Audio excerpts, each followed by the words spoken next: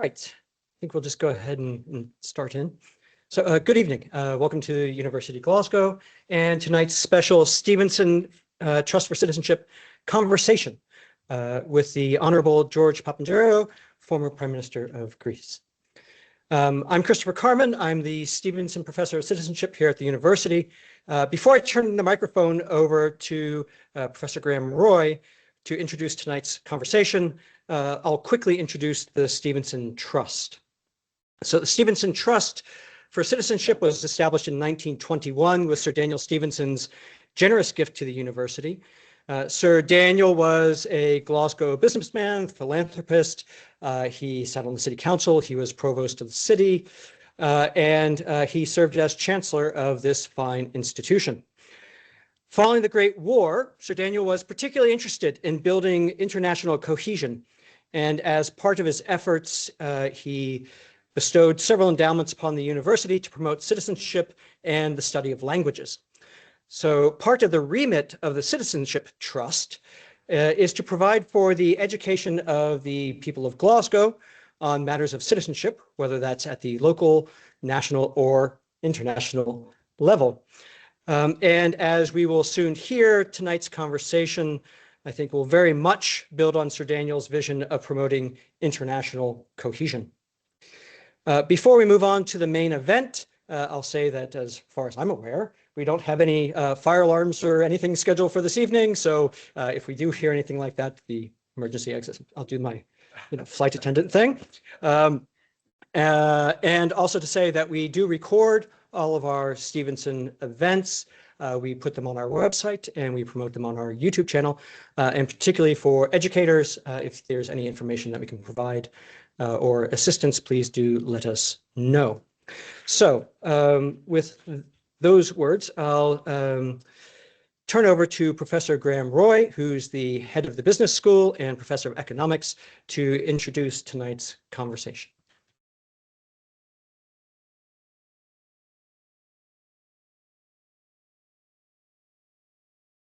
Thanks, Chris, and can I extend my warm welcome to everybody here tonight for tonight's conversation. You join us at the University of Glasgow as we actually mark our 575th anniversary, a historic milestone for our university and our great contribution to intellectual thought. And I am conscious that talking of 575-year-olds to an audience of colleagues from Greece, that seems quite young in your context. But we always have been and remain a very proud European university, outward looking in our thinking, values and engagement. And our university flourished in the Scottish Enlightenment, and the Scottish Enlightenment was characterised by a commitment to open discussion, to intellectual challenge, and the belief that progress comes through rigorous analysis, a hearing of different perspectives, and public reasoning. And it's in that spirit that I'm really delighted to introduce you to this conversation that we're going to have tonight. And we're absolutely delighted to have George Papandreou here to have a conversation with us and to give you his wisdom and insights into some of the big issues that are facing Europe and the global economy and society more generally, both in into the present and to the future. George Papandreou is a member of the Hellenic Parliament, former Prime Minister of Greece, and Rapporteur for Democracy at the Council of Europe. He serves as chair of the International Olympic Truth Centre and has held academic appointments, including visiting fellow at Harvard University's Institute of Politics. Across his career, he has been recognised internationally for his commitment to democratic reform, peace building and cross-cultural dialogue. As foreign minister, he played a central role in improving the relationships in Greece and Turkey, earning global acclaim. George, you're very welcome to the University of Glasgow. What we want to do is, rather than have a lecture tonight, we wanted to have a bit of a conversation, and we wanted to be a bit more free-flowing and engaging for you. So we're going to have a conversation about how democracies navigate through periods of crisis and what we can learn from Greece's experience to debates that we're having today. And to be perfectly honest, any topic you want to have is entirely open for you to ask questions when we come to that part. I hope you don't mind me saying that, but Really delighted to do that. To lead this conversation, I'm really delighted to introduce you to two brilliant colleagues here at the University of Glasgow. Professor Sinead Gormally is Deputy Head of the School of Education and Professor of Community Development and Youth. A qualified community and youth work practitioner, her research connects academic insight with community engagement and social justice practice. And then also joining me is our colleague, Professor Patrick Baer, who's a Professor of Political Economy here at the University and Research Director of the Division of Political and International Studies. Delighted to welcome you all tonight for this event. Patrick and Sinead, can I hand over to you for our conversation?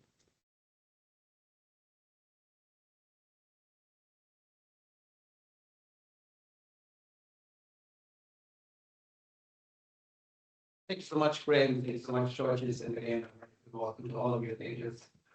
You, Prime Minister, for making the time to talk to us. It's a great pleasure to have you. As the first question, really to set the scene a little bit for the audience, we wanted to talk about your own experiences in relation to managing the Greek debt crisis, and also to reflect on some lessons learned. And so to put that a little bit into context, you made a lot of remarkable, insightful comments this morning, but I think one that stuck with me in particular in your keynote was your conclusion that the Greek debt crisis was at least as much a crisis of democratic governance as it was one of financial systems. And I just wanted to ask and invite you whether you would be able to unpack this logic a little bit for our audience here tonight. And maybe in doing so, you could reflect on some of the key lessons that you think Greek as a country has learned, but also what the European Union and the EU member states have learned from the experience in addressing what you have been talking about in terms of this crisis and democratic governance. Thank you so much. Thank you very much. Thank you, Sinead, Patrick.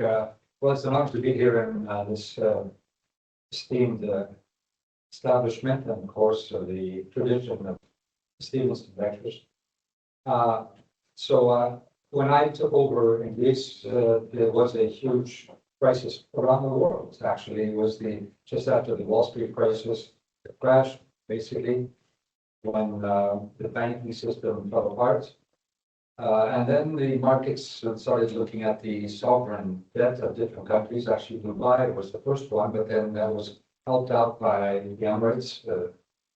And they were calming it down, but then Greece was targeted because when I took over, all of a sudden I found out that our deficit was not the 6.5%, it was already high for the so-called Maastricht criteria, which are 3%, both are in the Eurozone particularly.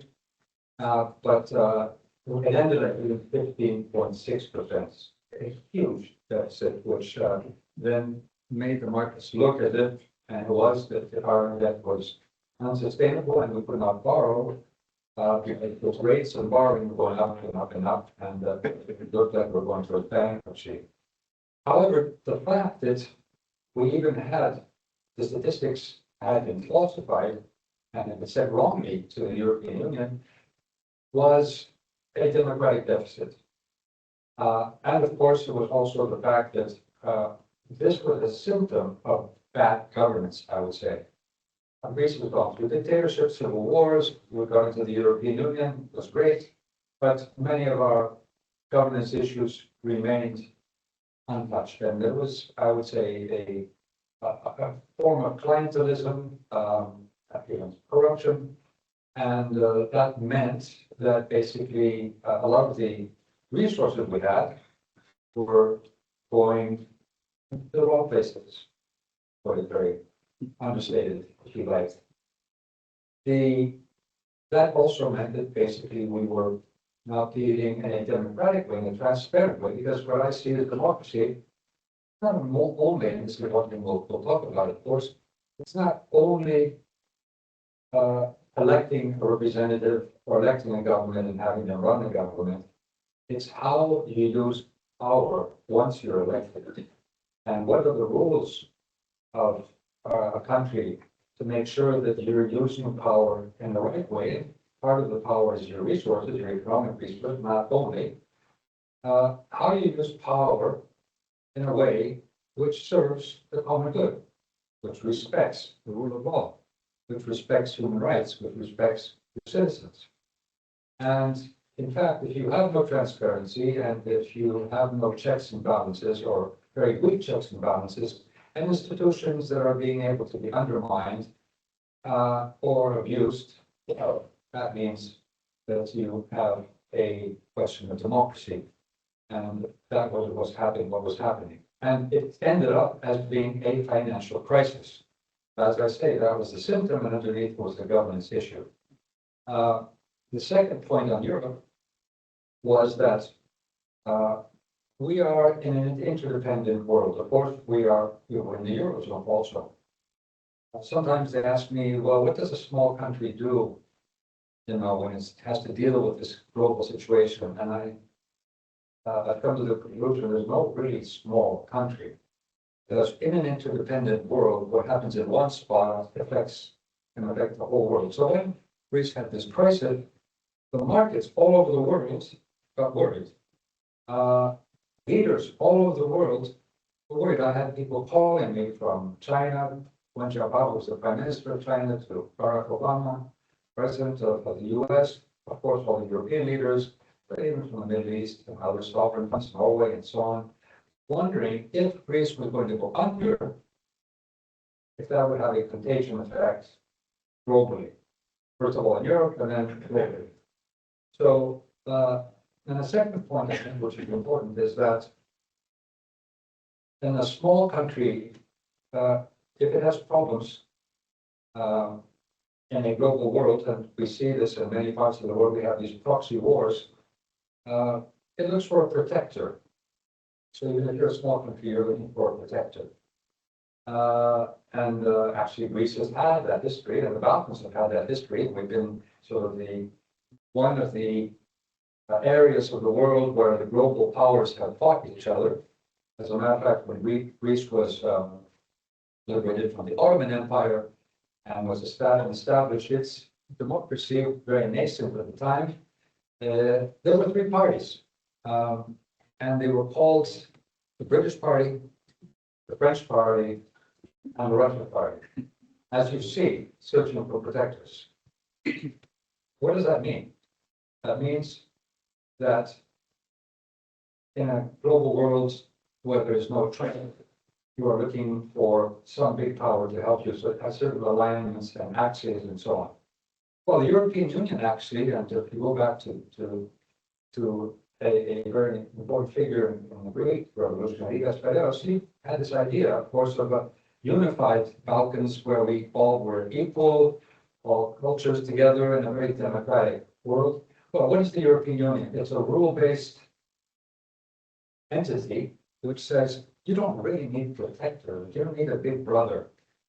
You need simply the establishment of the rule of law where we all respect certain principles, our borders, we respect our sovereignty, we respect our human rights, we respect the fact that we can dialogue and work together. I even remember Helmut Kohl, some years ago when I would meet him, he would say, even though we're the biggest country in Europe, we see Luxembourg, we hadn't been expanded to Malta and the Baltics and Cyprus and so on, which are quite small countries. We see them as equals, even though they're a small country. But it was very important.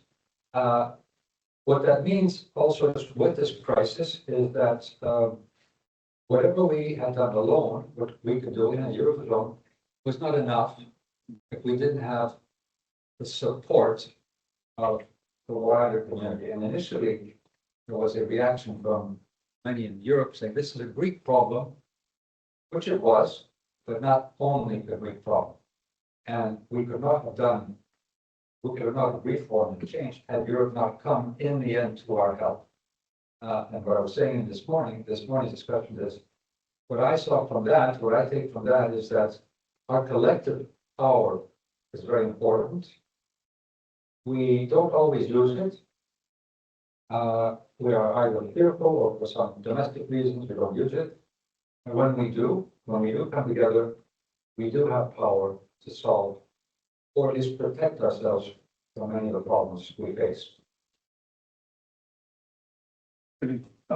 Yeah, right. Maybe picking up on the point you made here about the dependencies, or what academics sometimes talk about in terms of weaponizing interdependence, and I think that kind of is my attempt to move us from the lessons learned from the Greek crisis to essentially 2026.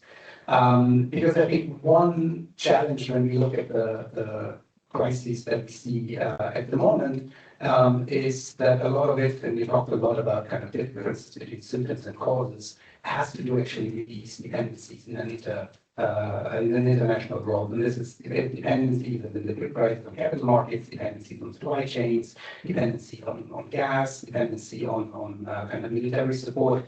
And so I wondered whether kind of you think that crises, in a sense, are necessary evils, if you will, to allow us to work through all the existing political structures, in a sense, for political progress going forward, because it tends to be very difficult to uncut these ties absent crisis, right? So in normal times, is kind of we rely on existing networks and we rely on these interdependencies, and don't really accept or don't really understand what these mean and how they can be weaponized. And so I wonder whether you have any reflections in terms of thinking about the lessons learned, the dependencies that we've been building up to essentially empower Europe and help us to address the current challenges in a polarized world, where these dependencies need to come out in a much starker way than what we had expected over the last 10, 15 years.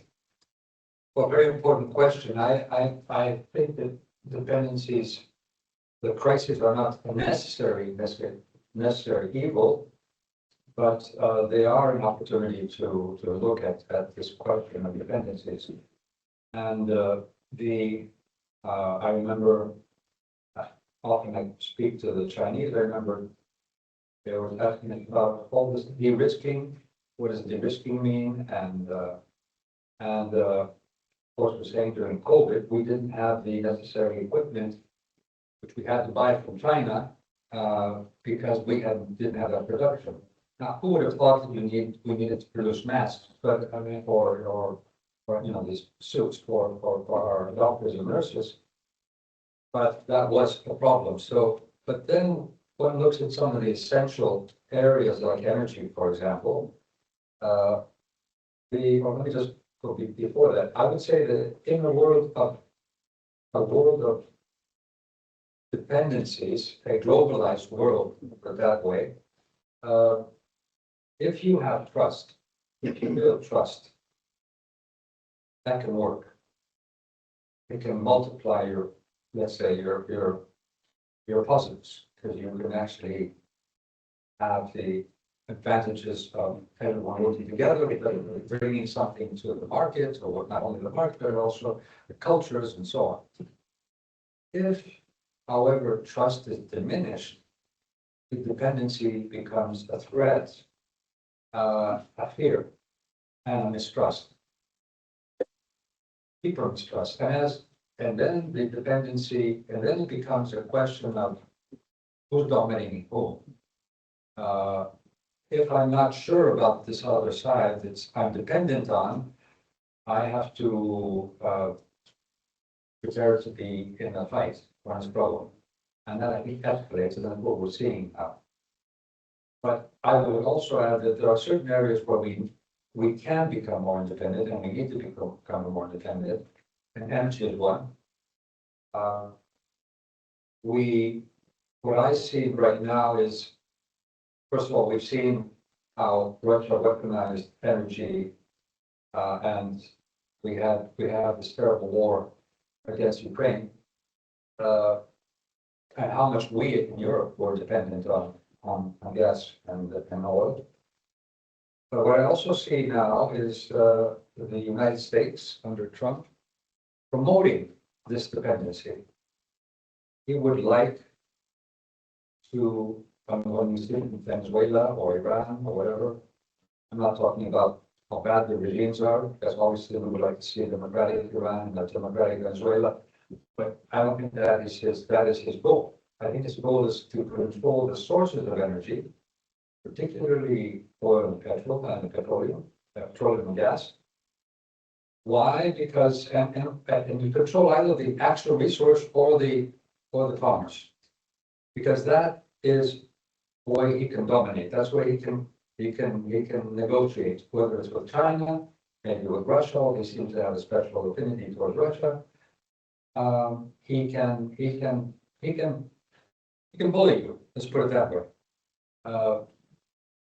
And so what is it that we should do? Well, we should look for forms of energy where we are not dependent. Now, some would say, okay, we should have our own, we should like our own oil, our own petrol, our own gas and so on. I would see that one of the best forms of non-dependent energy is renewable energy. And I wouldn't say nuclear is, because nuclear has other aspects.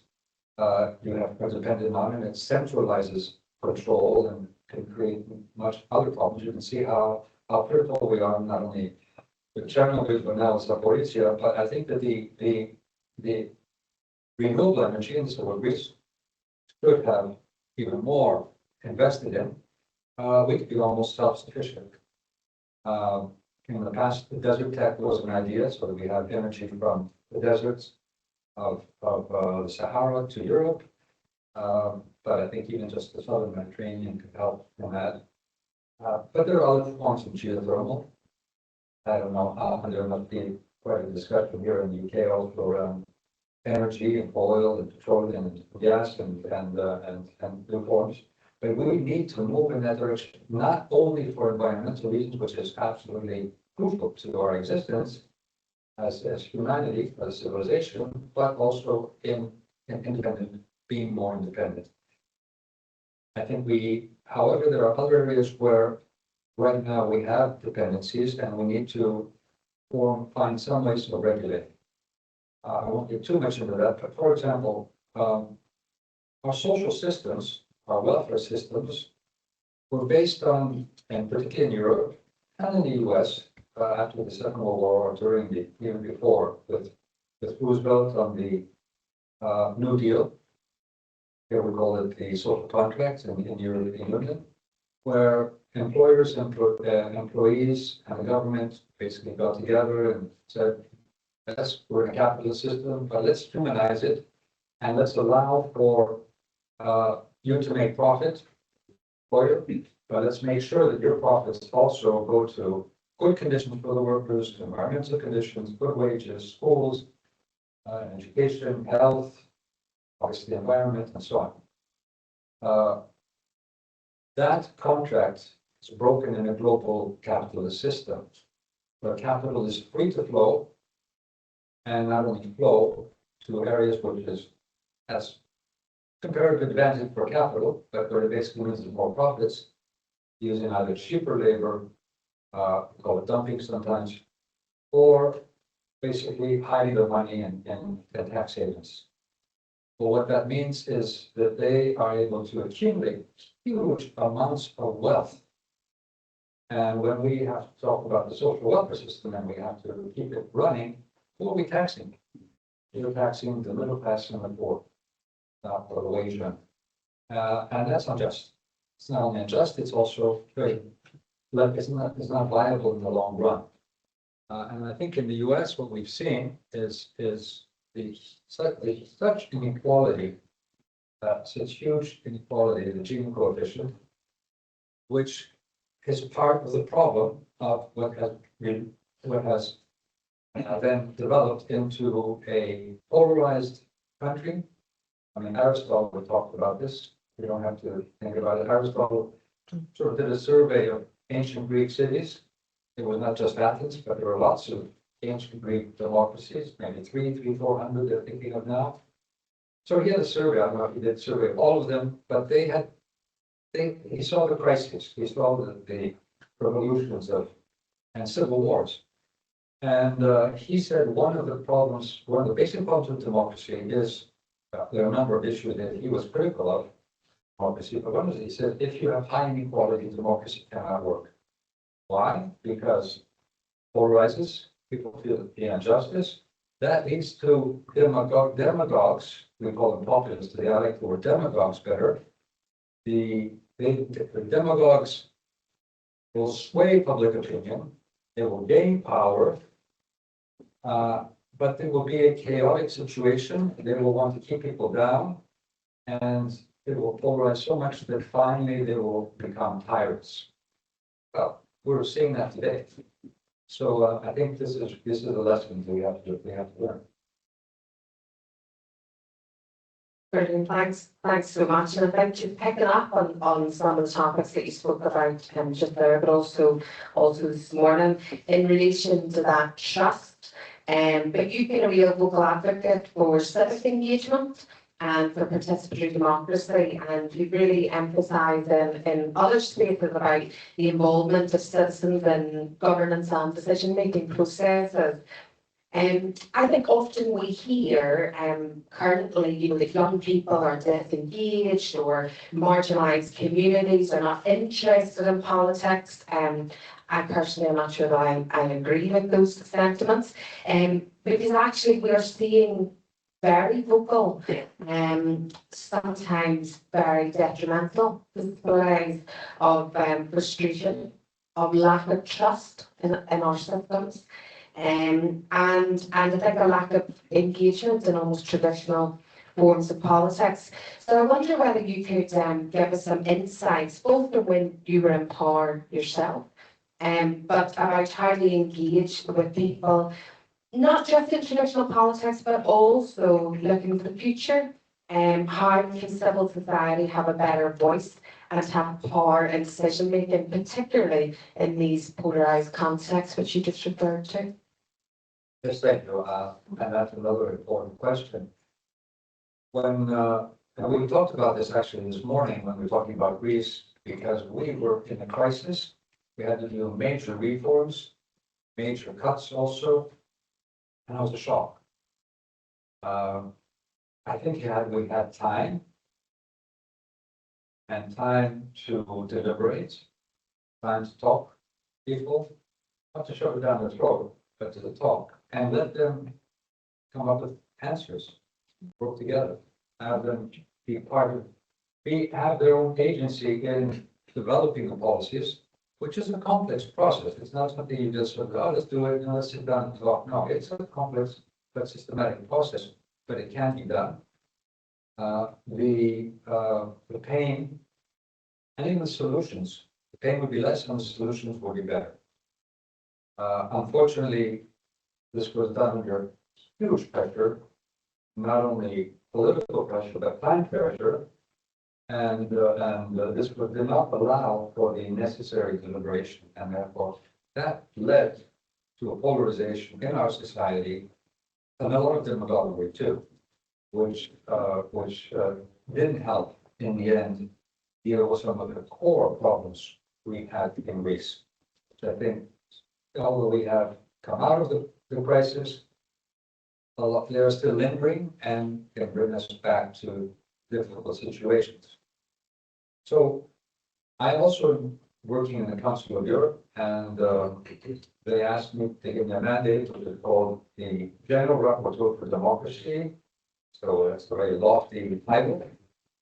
I try to take it responsibly, and I'm not an expert, but I try to listen to people about, okay, why is democracy being eroded and what are the possible solutions?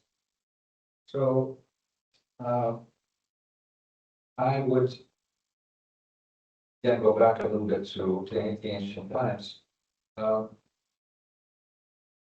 The idea of politics, which is for many a dirty word today, if you talk to the younger generation and you say, politics, I'm not in politics, although they can be very young people, very engaged in social issues, environment, gender issues, wars, peace, and so on. But the idea of politics, I would say, was somewhat of a revelation then. Hey, we as human beings, we as a society, we can decide on our future without having an tyrant tell us what to do, or a king, or a high priest, or a magician, or whatever. We can decide on our future. Hey, isn't that great? No. But to make sure that we can do that, let's be innovative. Let's find a type of a system which can allow us to do this. And what did they call it? They called it democracy, which had a number, and I don't want to get into all the possible interpretations of democracy is, but there's some basic things. For example, peaceful resolution of conflict. Hey, we don't have to fight. We don't have to kill each other. We can actually debate, discuss, and come up with solutions where we will have fine compromises in a peaceful way. The wisdom of the crowd. When we work together, we can, everybody brings their wisdom, and it actually has been proven scientifically that, yes, when we work together as informed citizens, we can come up with better solutions. Obviously, because we're coming up with a solution for our society, and not sort of like, a scientific experiment. And thirdly is control of the abuse, the concentration and abuse of power. That was anathema for the gods in ancient Greece, and would be punished for the abuse of power by the gods. So being able to stop concentration of power.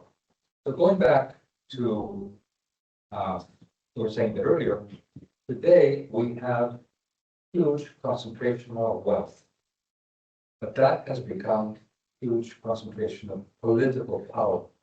So when the tech pros own and decide on the machines learning of human beings, the algorithms, they are controlling our public space. For a democracy, if 5 brothers or 6, how many they are controlling our public space. And we in Europe have outsourced our public space to these American tech pros. Well, South African, but anyway, we're trying to raise the views too. But this is very important. They come to buy up media, football teams. They buy up cultural institutions. Therefore, and they lobby or even corrupt with their money. So what I would say is we have a captured democracy. So I can understand the younger generation. I mean, it's not just the younger generation. People are mistrusting the institution, but there's a mistake some people make. It's not democracy that is flawed. It is that democracy is not working because it has been captured by these oligarchs. And we should call them, that's what we should call them, the oligarchs. Now, we are in the Council of Europe discussing this issue very clearly, because when the Council of Europe is 46 countries, and it's sort of a waiting place or a preparatory place also for membership in the European Union. So who are the new possible members? Ukraine, Moldova, and Georgia. A new decision has been made by the European Union that they also have to do something to become members, which is to de-oligarchize their countries. So when we discussed this in the Council of Europe, we said, yeah, okay, that's a good idea. How do you do it? You kick out the oligarchs? That's not the easiest thing. Maybe the system is a problem. But then we said, aren't there some other oligarchs? I mean, is Elon Musk an oligarch? Maybe he is. Yeah. So why are we talking to these 3 countries very paternalistically when we have our oligarchs and they're controlling a lot? And it's not just in the tech, it's also in energy, it's in pharmaceuticals, it's in agribusiness, it's in military, it's in many areas. So I think that's a big problem. Now, what happens is in representative democracy, if you don't have inequalities, you can represent your citizens quite well. But when you have these huge inequalities, in order to be elected, you have to campaign to get money. You end up not being very imaginative, which you want, which should be what politics is, but you have to just think about what your next tweet is, or your next post is, or your next whatever.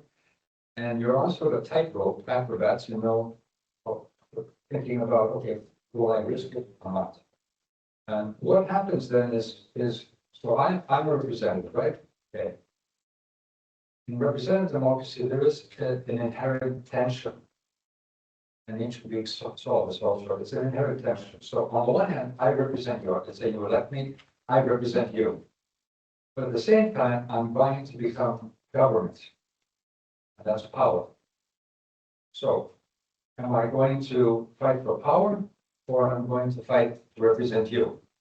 Theoretically, those two can go together. But in a highly unequal society, where these people with so much power can gain the system, in the end, it's a grab for power. So that's why we're looking for new forms of, that's a long answer to a specific question, but I mean, that's why we're looking for other forms of rethinking democracy. Well, we need to change some things too, like this power balances, the economy is controlled by these parents or whatever, photographs, it's a problem. But we need to rebalance the system so that systems have a voice. That's a power struggle. So we've been thinking about what we call deliberative democracy or participatory democracy. So the ancient Greeks, one form, the ancient Greeks would not everybody was citizens, of course, so, and when we're not, they were slaves. We still have some similar problems in our world today. Those who were citizens, they would randomly choose citizens for a period of approximately 6 months. They would serve, sort of like a jury, which many countries have, randomly chosen. They would serve for 6 months, propose laws to the parliament, which they go to the assembly for final discussion. And sometimes even go back to a special body to make sure that the assembly made the right decision. So it was a bit of controls. So if you think about it in the modern context, this has happened. We have been doing this now in a number of countries. So Ireland, for example, is from Northern Ireland, but Ireland is one of the poster childs of this method. And they did it in a number of difficult issues. One of them, for example, the issue of abortion. But Ireland, the Irish Parliament was too risk averse to decide on the issue, the polarized issue of abortion. Should we change our constitution in a Catholic country, which of course very difficult, the abortion issue and so on. So they actually randomly chose, I don't remember the exact number, I mean 50 or so Irish citizens, sat them down for, I think, again, about 6 months over weekends. Of course, that had a cost, but minimal to the actual need for democracy. They came up, they talked to experts, they talked to NGOs, they talked to doctors, legal, whatever. They were random, so it could have been young and old, rich and poor, professionals, bakers, postmen, housewives, whatever. And they came up with a proposal after 6 months. About 65–70% of them, of this randomly selected assembly, yes, we need to change the constitution, and that was the proposal. That went to a referendum, and the referendum had approximately exactly the same vote. Of course, there had been public discussion. So that's one method, but there are other methods too, and I'll just get to that. I'll give you one example which we tried, which now is becoming more useful with the use of AI. AI is a big issue, but in some of the areas of AI could be used for the common good, and not for manipulation or whatever. Even during the crisis in Greece, we started something which we coined it wiki laws. So before we would send a proposal for a law to the parliament, we would talk about it in the cabinet. We would post it on our government web, and we would say, okay, we want people to come and make changes and proposals. It was we would give about a month or 2 months, it depended on the time we had. That would come back to the cabinet, we would then assess the proposals and then send it to adopt some, not others, and then send it to the parliament. That was a bit crude, of course, because if you had 10,000 proposals, we didn't even have the bureaucracy to be able to deal with that. But with AI, you can actually scale it up, and you can have an electronic agora, in a way, where people can be constantly involved And that's why in this Council of Europe, in a report I have, we're proposing a fourth branch of government, which we would call a deliberative branch of government, where citizens can be continually involved. Now, if the citizens always want to be involved, not always. But if we do give them the responsibility and the fact that their voice does matter, I think many more will be involved. And going back to Aristotle, he said something too. He said, well, democracy works. People have time to have to deliberate in the public. So that's why you need to give money to the poor, not to pay for them to be involved, but they have leisure time, which allows them to actually participate in public discourse. Thank you, that's really helpful. I'm conscious, no, I was like, are they wanting to ask a question? I do have one other question, if that's okay. Some of these ideas sound quite slightly, but it seems to me that we need to have transparent leaders and leaders that are kind of have a particular skill set, leaders who would be able to kind of inform our contemporary democratic politics. And I wonder from your experience and having worked right across Europe and internationally, first of all, how do we get these new leaders in? How do we get people who are not just striving for the power that you discussed? But we also get leaders who don't necessarily have the resources behind them in which you talk. So how do we facilitate those people to really take a lead in politics more broadly? I think there are two sides to that. One is the system. So if the system is skewed in such a way which motivates certain type of behavior, that's difficult. So if the system forces you to have, think the United States. If you don't, I remember talking to a candidate to be governor of California. He happened to be a good American, good friend of mine. He actually did a big report on the financial crisis of 2008, and it's a fascinating report. It was under Obama, and the threats that he got from the big companies was that his stories were quite hair-raising. But anyway, he spent about, just in the primaries, close to $100 million. Now, if you, California was the big state, but still $100 million. Who is going to be able to raise $100 million? Of course, he was fighting against a great guy called Schwarzenegger, but that's sort of difficult. But anyway, so, and if you look at the incomes of most, not everyone, in the U.S. Congress, they're millionaires or more. So there's a systemic problem. And if you now think of the digital world, and you think that the digital world has been weaponized, so Elon Musk bought Twitter. I actually proposed before that the European Parliament should have bought Twitter, and we could have made it a much more instrument for democracy rather than. And he's basically weaponizing this digital platform to help his candidates. He even says it. I mean, it's blatantly. It's not something that's being hidden. So that's one side. But the other side, and I'm hoping Athens, amongst other places, trying to set up a group that will train young leaders and democratic leaders. And there are some organizations from what used to be called apolitical, now I think it's called democratic leadership, and there's one in Brazil called Renova.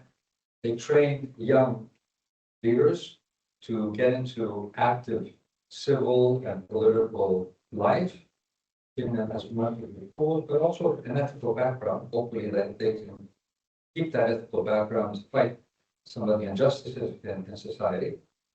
But I would like to see something like that in Athens, being the place where democracy was first coined, at least. So I think that educational side is very important. But as you are also involved with education, I think one of the big problems we have in education today is our educational systems have become a road for professional learning, need a job. When we're not really sure even what kind of jobs will exist in the years after we've, somebody's gone 12 years or 15 or 16 or whatever years of training. While we have forgotten the civic training, and I think the types of problems we are going to be facing, we shouldn't have stopped that in any case, but the types of problems our world is facing more and more, how we use power, how we deal with these are very big ethical questions. And we can only solve this through some sort of form of civic cooperation, community cooperation, discussion, and that's to start at school. And I think this is what there's some countries that do it more than less, but I think that this is something that is truly lacking, and that I think will help bring out leaders. All these are struggles, though. These are not technocratic only issues, because there are fights for power. Who's going to have power? Now, some people will not want to have civic education. Some people will not want to have democratic leadership. Some people will not want to get money out of politics. And of course, there are systems where government funds parties, or the government treasury funds parties, with certain criteria, and that's often much clearer, much less dependent on having these big donors come in and manipulate elections. And they're not only local donors, they can be donors from all over the world. They can be in another state. And we talk about Russia getting involved. Well, that's not only Russia, but there are donors that go around and manipulate politics through who they're going to support financially.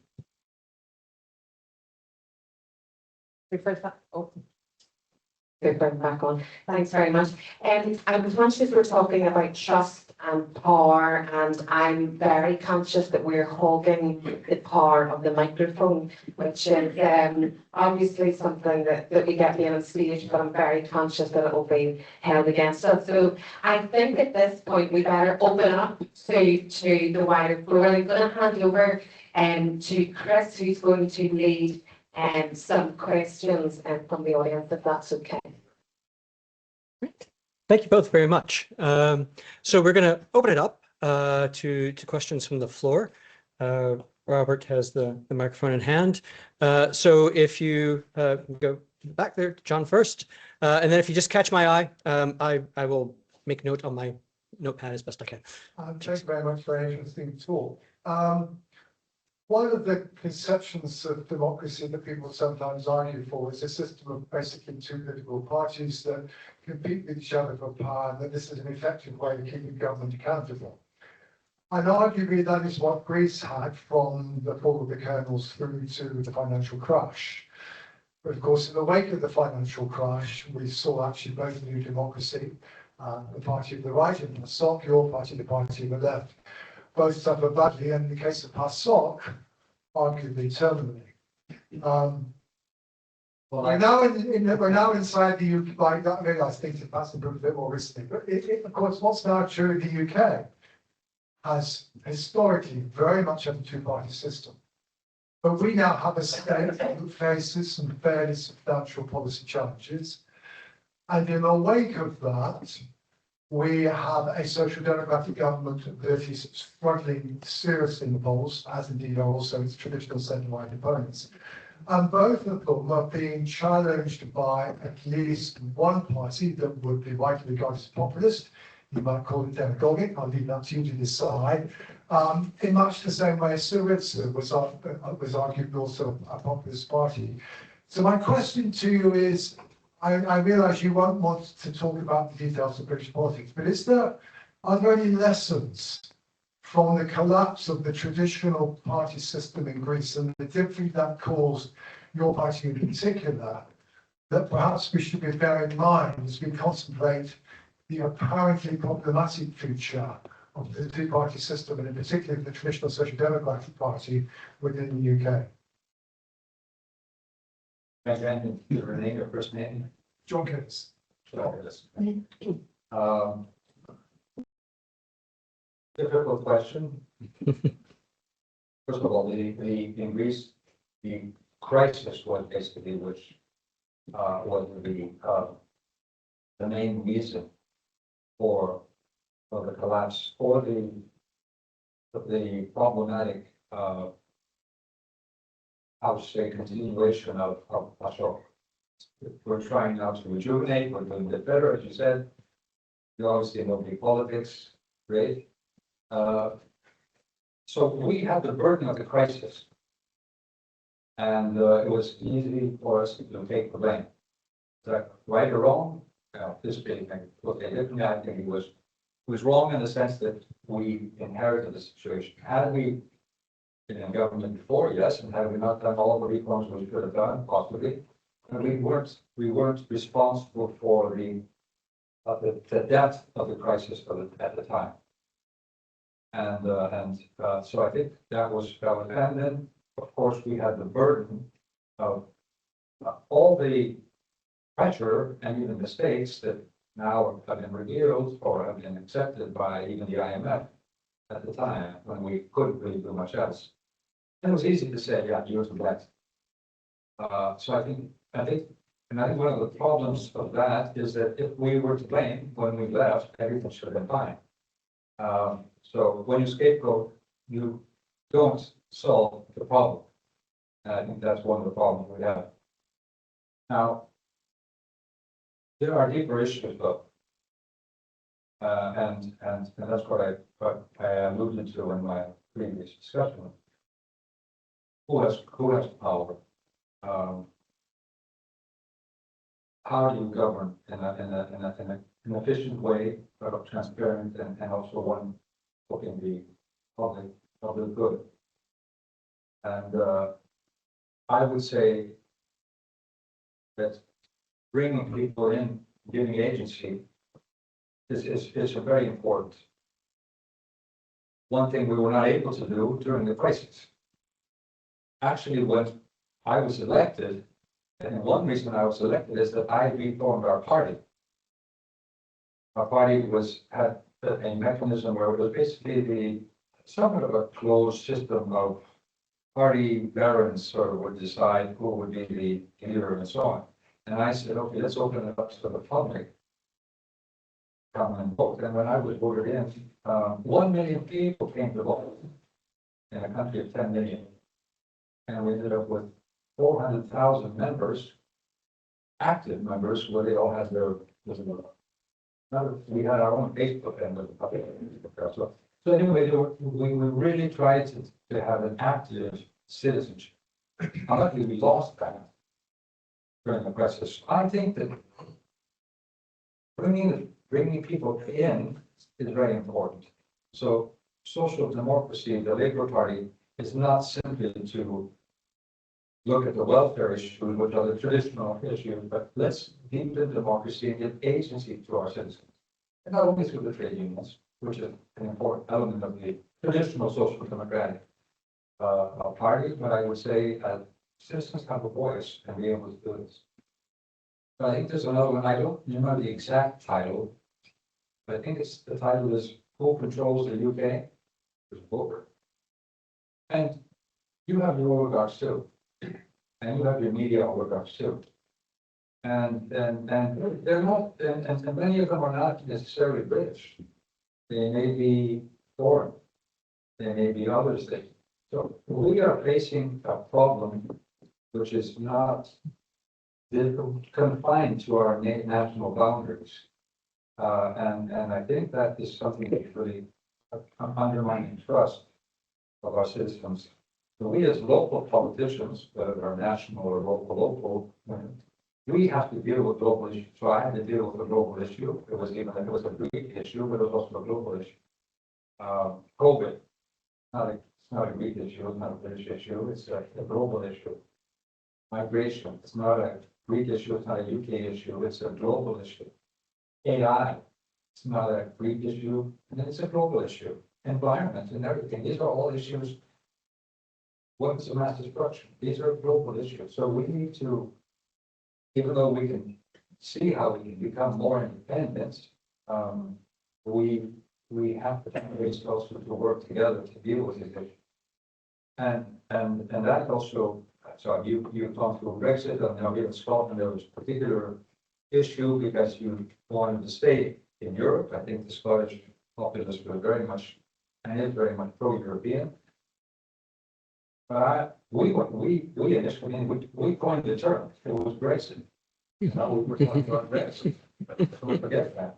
But we decided to remain and take the consequences. But we feel, even with those problems that we had, the sacrifices, we feel safer and have a greater voice and hopefully a better future staying in and working together than out.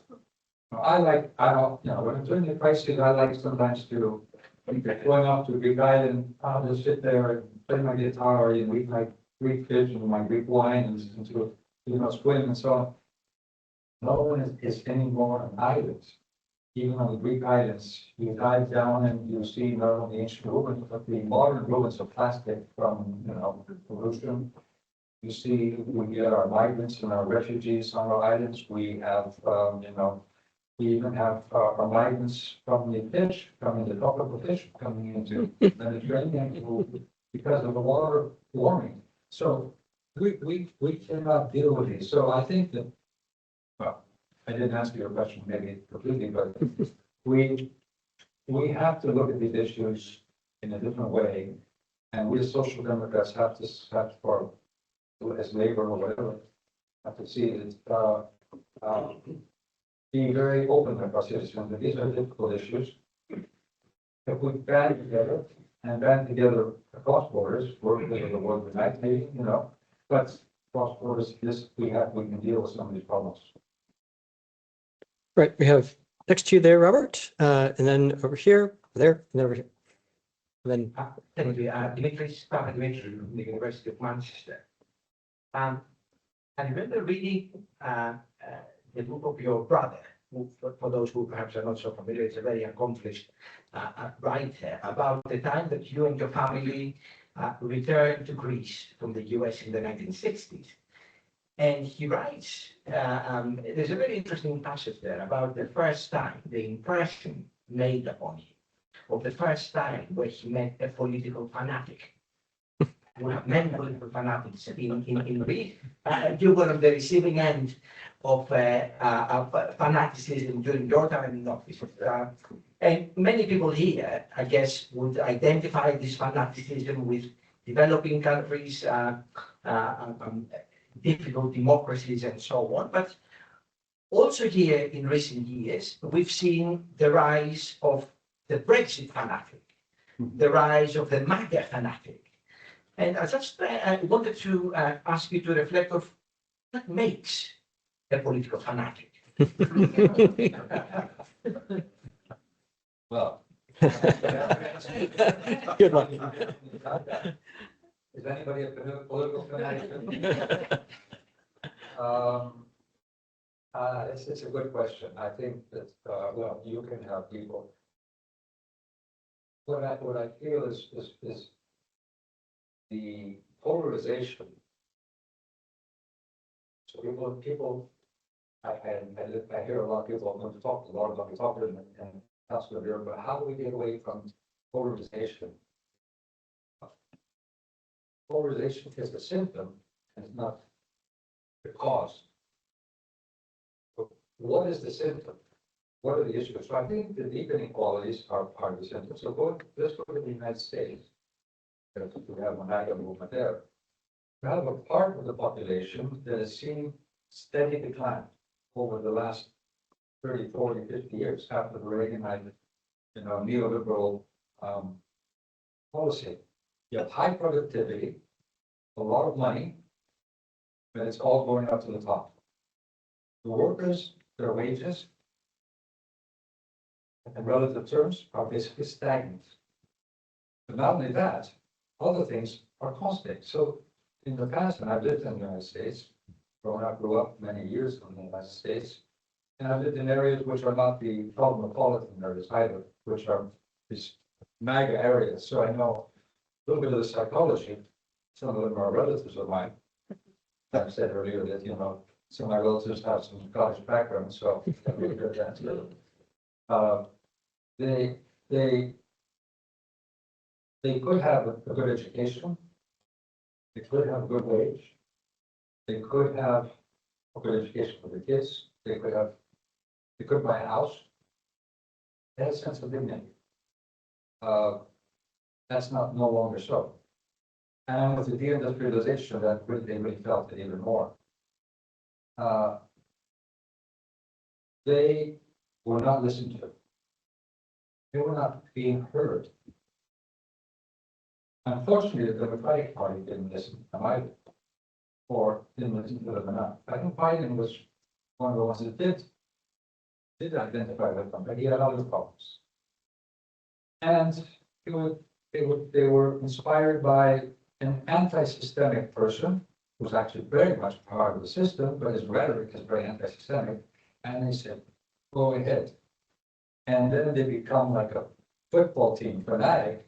You're not going to change your team. You are not going to change your team if you become part of the tribe. That is part of the problem. Once you're polarized, you are in a football. You don't care what, you can kick out maybe the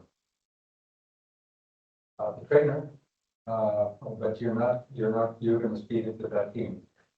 So when you get that polarization, you get that clash. How you break that down is, I think, the problem. And you have to speak for them. I think what we need to do is not to demonize. So I think what we do wrong in Europe often, and some of the liberals demonize, oh, these ultra rights, these crazies or so on and so on. No. There's some problem. There's some social problem. We have to open up a dialogue if we really want to, and see what the real problem is, and understand their problems if we want to be able to talk to them. And their problems are our problems too. It's not their problems only. So let's see how we can talk to them. So I think that's just my very quick take on this. Here, Robert, and then Robert, we're going to be going to that over there. Yeah, my name is Benjamin Kauder. I'm a lecturer in international relations here at Glasgow, and I would like to follow up on the first question that was asked. And thanks for being here. Really inspiring to listen to you. So, if I'm not correctly, when you were elected in 2009, PASOK won almost 44% of the votes. In 2015, PASOK didn't even win 5% of the votes. And now PASOK is somewhere between 11 and 13% of the votes. And that's extreme, but if you look across Europe, that's not unusual. If you look to Italy, if you look to France, if you look to Germany, they're all a bit different, but social democratic parties have lost appeal across Europe.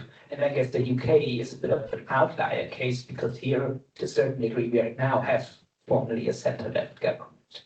So my question is twofold. First, I'm not asking about Greece, I'm asking about the whole of Europe. What do you think explains this development? What explains this decline of social democratic parties?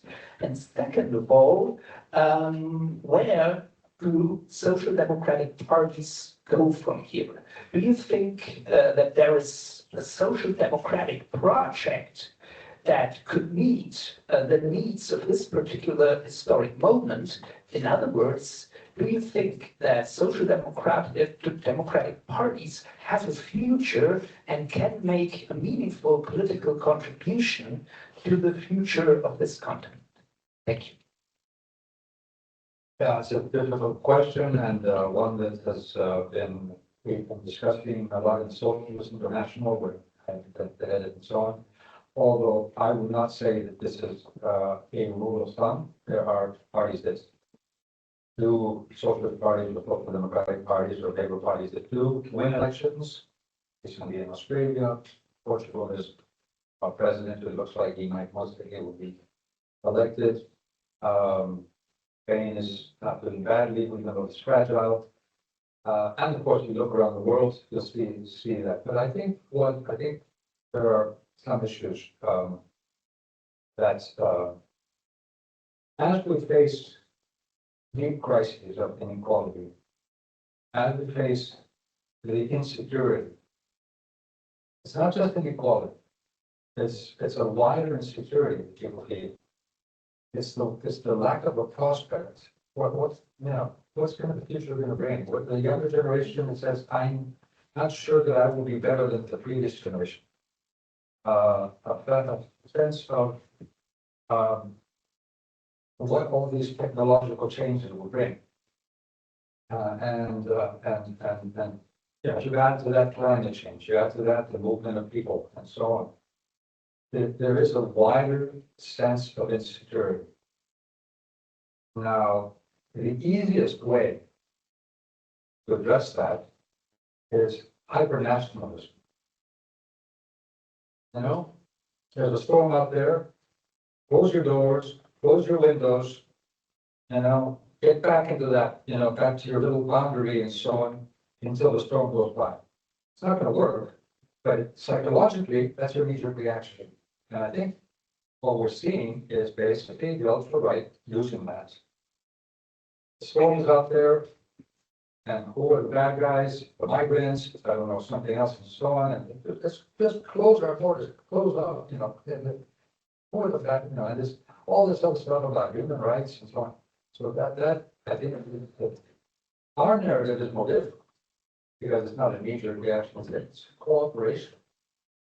We have to get that. It's just we have to, and let's look at the real problems. There are real inequalities in this world. I mean, sometimes we don't talk about it. And I think one of the problems we social democrats do, we as I would say in the United States, we drank the Kool-Aid.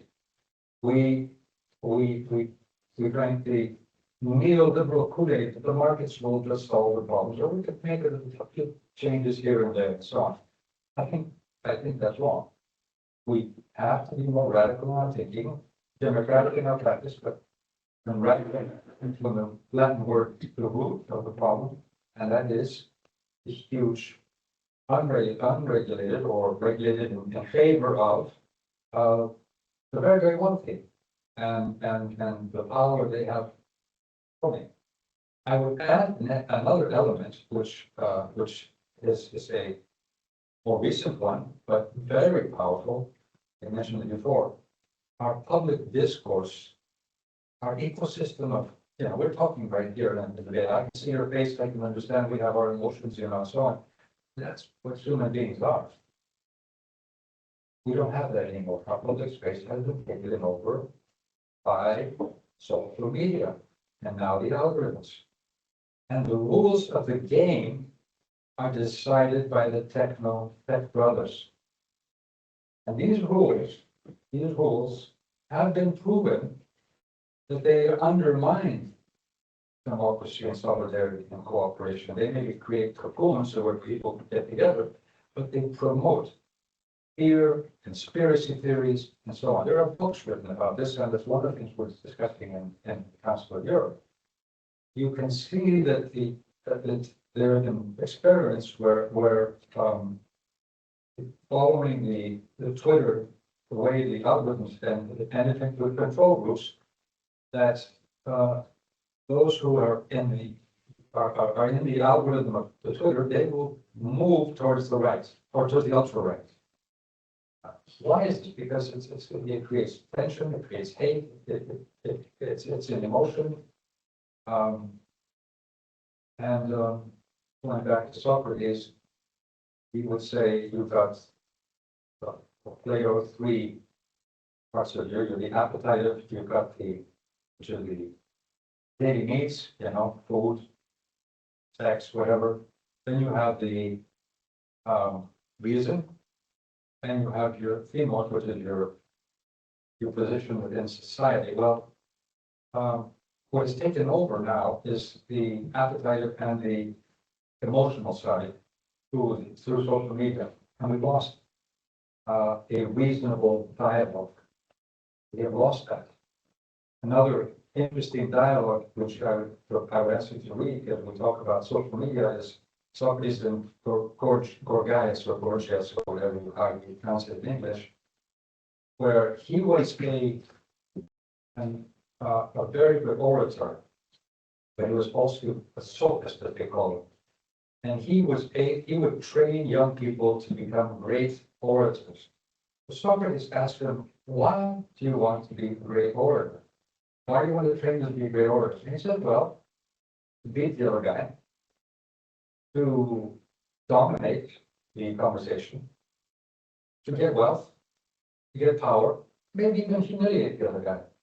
Somebody says, what is that? The purpose of debate, the discussion? Or is it to try to see, first of all, through respect of the other side, a common understanding of what's happening, of truth, maybe finding solutions together for a better life and a flourishing and just society? Two very different visions. But what that underlines is that we need an ecosystem of democracy which promotes understanding and respect, dialogue amongst ourselves. I would say that's a principle that we social democrats have. But how would we have to create that? We have to fight for that. The ecosystem today is controlled by these big brothers, which promotes the opposite. It undermines democracy. So these are some points we need to do. And we just need to start talking about it and fighting about it.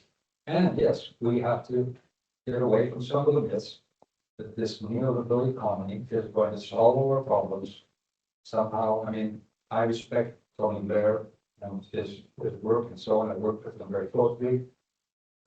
He did a lot for the UK, but I think there was a time when the social democrats in Europe, basically after the fall of the communist regime, they said, okay, now history has ended. Markets will do it. We just work a bit with that, and we didn't realize how much people started suffering because of this globalized capitalism. So we as socialists were able to humanize capitalism at the national level. Now we're challenged to do it at the global level. Very different. Great. We have two over there, and then we're coming to yourself. And then hopefully we'll have time. Hi, thank you for your talk. My name is Daniela De Giacomo, and I come from a very Bolsonaro Brazilian immigrant family supporting, but was raised in the state where Schwarzenegger was my governor. And now I'm a professor of teaching and learning with a focus on civic engagement and information media literacy in a very deep red state in the United States called Kentucky, at a university that's the city. And I guess my question is, it was a perfect segue, but I think to your point, the information landscape is a huge part of the problem right now when we think about the conversations that ought to be having had across political lines, is that we're dealing with different information landscapes and different information. And I think it's a problem for bridging those. I mean, not even bridging the silos, but even talking about basic issues. I wonder what role you think public schools and public universities can play now, given that as someone in public schools and in public universities, what we can say is being restricted and monitored. And so what is our role as leaders of public schools and leaders of public universities at this moment? Good question, and I would like to hear it from you also. First of all, I would say that we need to, universities and other need to call out the problems and discuss with them, promote a dialogue with society, and if we really want to make sure that free speech, because I hear us talking about free speech, but anything else but free speech is what he is really promoting. We need free speech cannot survive in a world which is disrespectful of another different voice. And we need to create spaces, voices to be heard.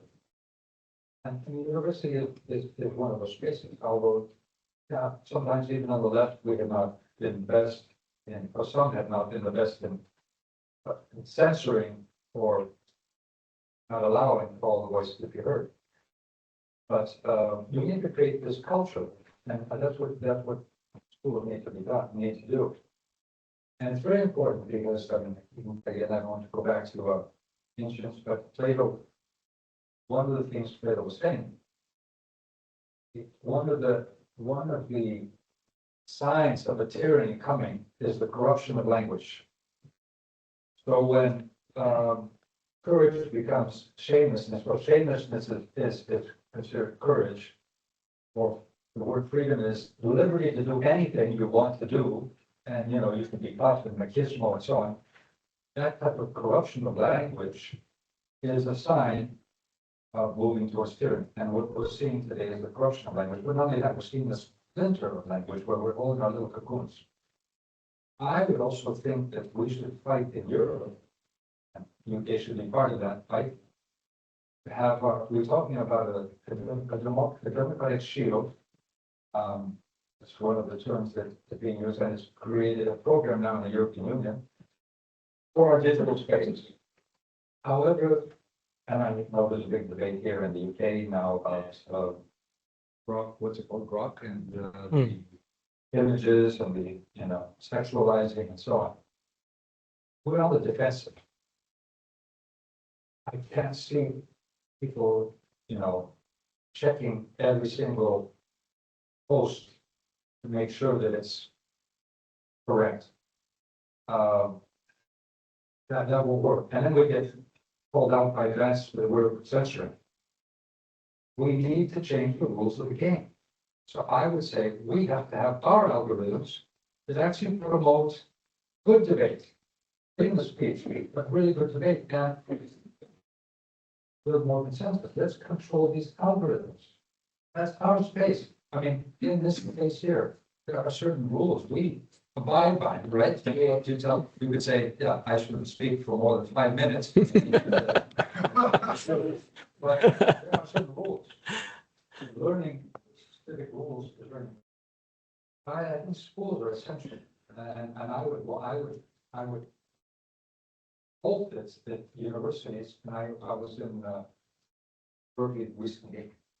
I grew up there, and also in Los Angeles, UCLA, and we talked about this. It was just after Trump was elected, but he had already enacted all kinds of things. We saw where it was going. I would praise the universities, these people, with open minds, just came together and started thinking about these issues, offering proposals to leaders, because sometimes we think leaders find the ways. I'm not this yet. Nobody is. No politician knows everything. We're not experts. As politicians are experts in nothing, but maybe. But at least what we can do is, if there's real discussion about how we can deal with these issues and inform politicians that are well-meaning and understanding that we have to do something, because people are aware that there are problems in our societies that don't feel we can really deal with it. We don't have some input. But then how we have a dialogue around this, you play a major role. So it's a common project. I don't have the silver bullet, and I don't think anyone does. We need to find a way that we can work together with the academic community to save science. First of all, the idea of scientific research and the idea that science can be helpful, because we've been pushing back. And I think this is one thing that Trump is looking at. He wants to, they say that I think Heritage 2025, one of the main enemies are the universities. They want to control universities. I happen to monitor Hungary when it comes to Europe. So we monitor. So what is Hungary? But one thing that Orban, I've done many things, so I don't want to get into it. But one of the things he did, which looks very interesting, he said, well, we have these public universities. Actually, I don't want to have them under the government's offices. I'm going to put them into trusts so that they're independent. Sounds very good. He did that. You know what he did also? The boards of the universities are all members of his previous party. For life, by constitution, because he has the ability, the constitutional rules. So for life, the university boards are controlled by PS party members. These people want control our minds. And that's what they're doing. Right, so unfortunately, the rules do say that we have about 5 minutes left. So I have a question over here, and sorry, I'll try my best.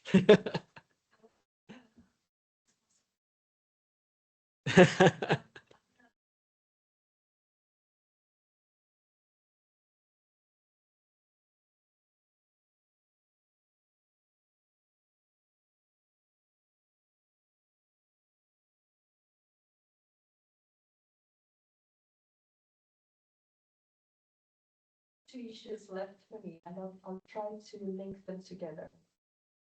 One is the issue of resilience, which is in the title of the talk.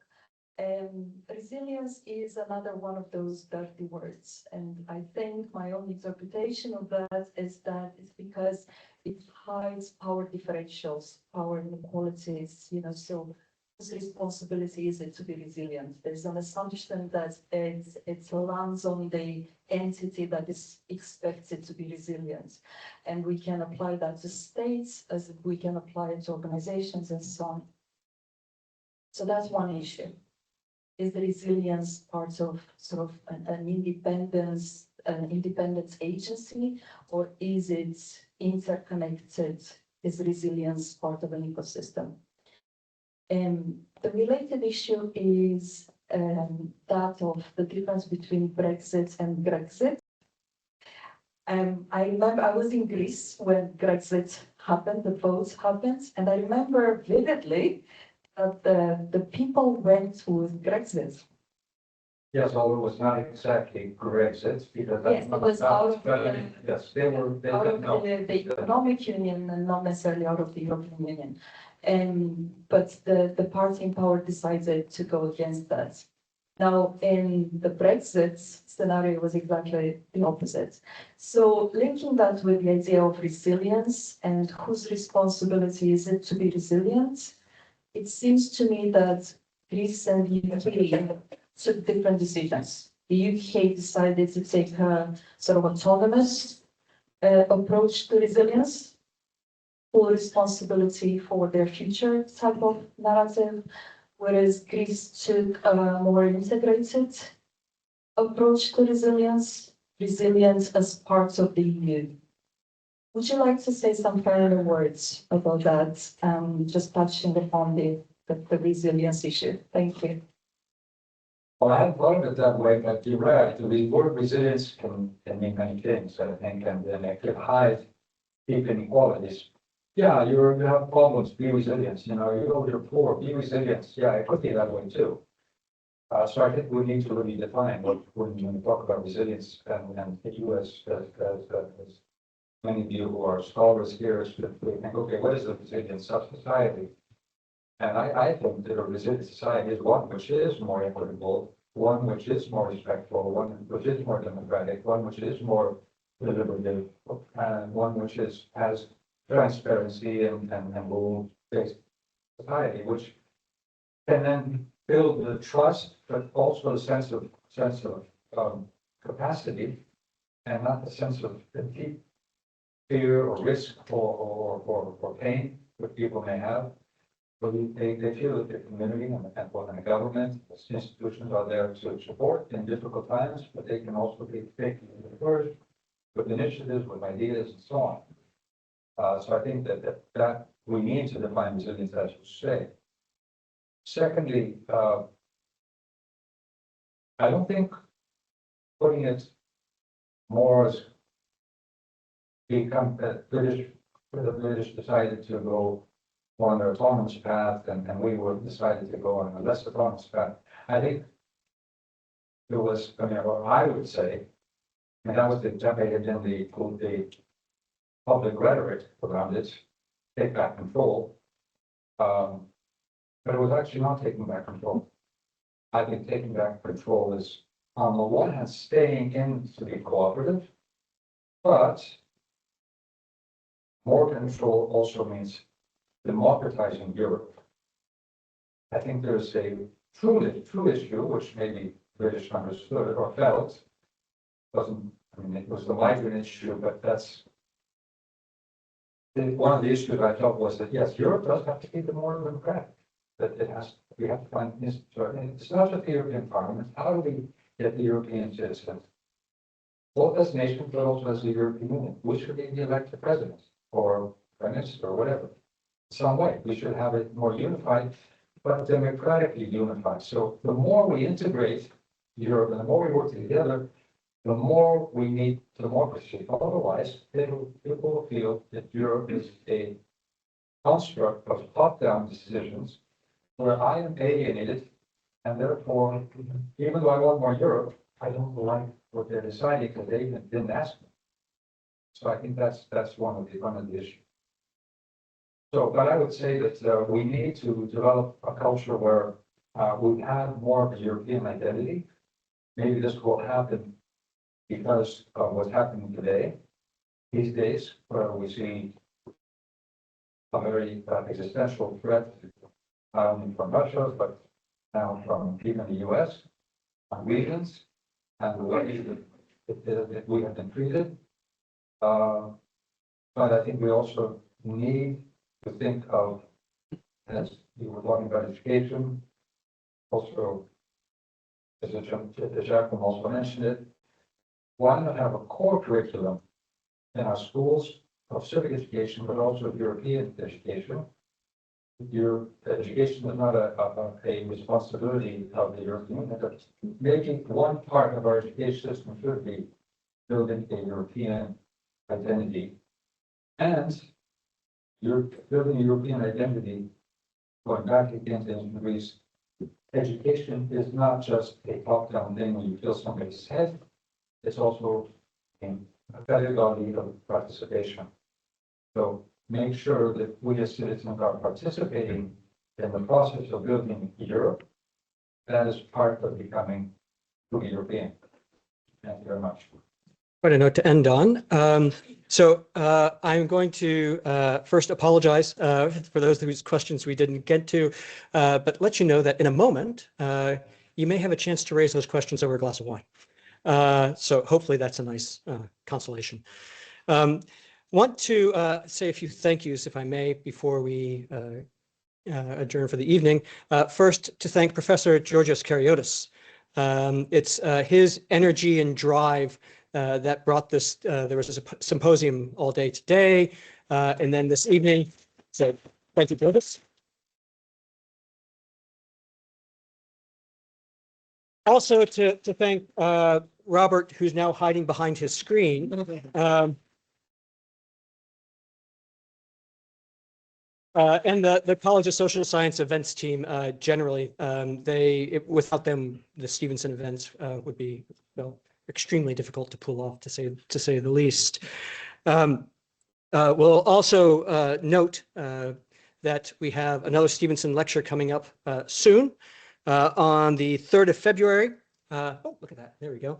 That's Robert's doing again. On the 3rd of February. Professor Graham Roy, who is, as I mentioned, head of the business school, but not only that, he's also the chair of the Scottish Fiscal Commission, will be offering us his thoughts facing the next government. So please put that in your diaries if you'd like. So then let me thank Patrick and Sinead for acting as moderators and discussants. Thank you very much.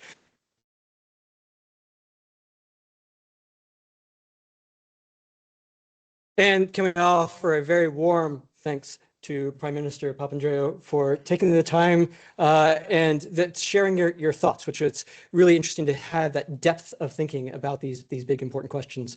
So thank you very much, Prime Minister.